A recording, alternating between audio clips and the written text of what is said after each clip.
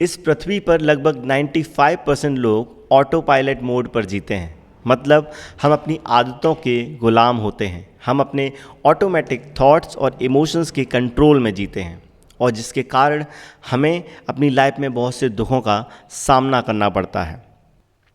जो लोग self aware नहीं होते वो अपने जीवन की परेशानियों के लिए अक्सर दूसरों को जिम्मेदार ठहराते हैं, अपने भाग्य को दोष देते हैं। उनकी नज़र अपने अंदर की कमियों पर नहीं जाती। कोई भी इंसान खुद को और अपने जीवन को तभी बदल सकता है जब वो सेल्फ अवेयर हो, वो खुद के प्रति जागरूक हो। अब सवाल ये है कि क्या है सेल्फ अवेयरनेस। सेल्फ अवेयरनेस का मतलब है खुद का पता होना, अपने थॉट्स, इमोशंस और हैबिट्स का पता होना, अपने बारे में हमारे अंदर क्या चल रहा है इसका पता होना। जब हम खुद के प्रति जागरूक होते हैं तो हमें इसके कई फ़ायदे होते हैं। जैसे नंबर 1, सेल्फ अवेयरनेस से हमें ये पता चलता है कि हमारे दिमाग में किस तरह के थॉट्स चलते रहते हैं, कौन से नेगेटिव थॉट्स हमारे दिमाग में बार बार रिपीट होते रहते हैं, कौन कौन से इमोशंस हमारे अंदर हावी रहते हैं।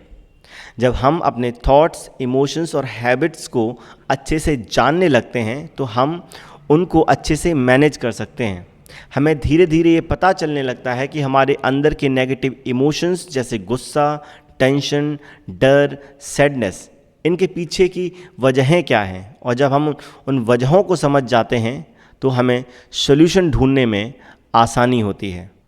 नंबर 2, हम अपनी बुरी आदतों को देख पाते हैं। सेल्फ अवेयरनेस से हमें अपनी अंदर की कमियों का पता चलने लगता है, जिससे हम उन कमियों को दूर कर सकते हैं।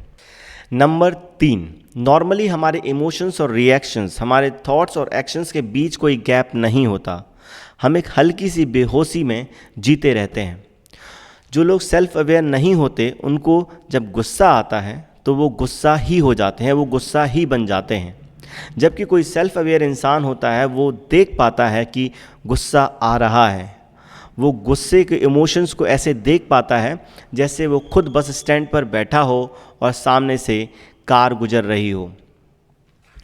सेल्फ अवेयरनेस से हमारे इमोशंस एंड रिएक्शंस के बीच गैप बन जाता है, हमारे थॉट्स एंड एक्शंस के बीच गैप बन जाता है, और जिसकी वजह से हम ये तय कर पाते हैं कि हमें किस थॉट पर एक्शन लेना है और किस पर नहीं। अपने इमोशंस को किस तरह एक्सप्रेस करना है ये भी हम तय कर पाते हैं। अब धीरे धीरे हम अपने थॉट्स और इमोशंस के मालिक बनने लगते हैं। हमारी लाइफ हमारे कंट्रोल में होने लगती है। ये तो बात की हमने सेल्फ अवेयरनेस के फ़ायदों की। अब बात करते हैं उन 2 बेस्ट तरीक़ों की जिनसे हम अपनी सेल्फ अवेयरनेस को बढ़ा सकते हैं। नंबर 1, हम रोज़ कम से कम 30 मिनट खुद के लिए निकालें। हम किसी पार्क में जा सकते हैं या अपनी छत पर। हमें बिल्कुल अकेले होना है। हम हर वक्त खुद को बिज़ी रखते हैं, अपने काम में, अपने दोस्तों के साथ, कभी फैमिली के साथ, कभी टीवी, कभी मोबाइल। हम खुद के साथ समय नहीं बिताते। जब हम खुद के साथ समय ही नहीं बिताएंगे तो हम अपने बारे में जानेंगे कैसे। इस आधा घंटे में हमें खुद से सवाल पूछने हैं, जैसे मेरे अंदर कौन कौन सी बुरी आदतें हैं, मेरे अंदर कौन कौन से डर हैं, मेरी क्या डिज़ायर्स हैं, कौन कौन सी चीज़ें हैं जो मुझे बार बार इमोशनली डिस्टर्ब करती हैं।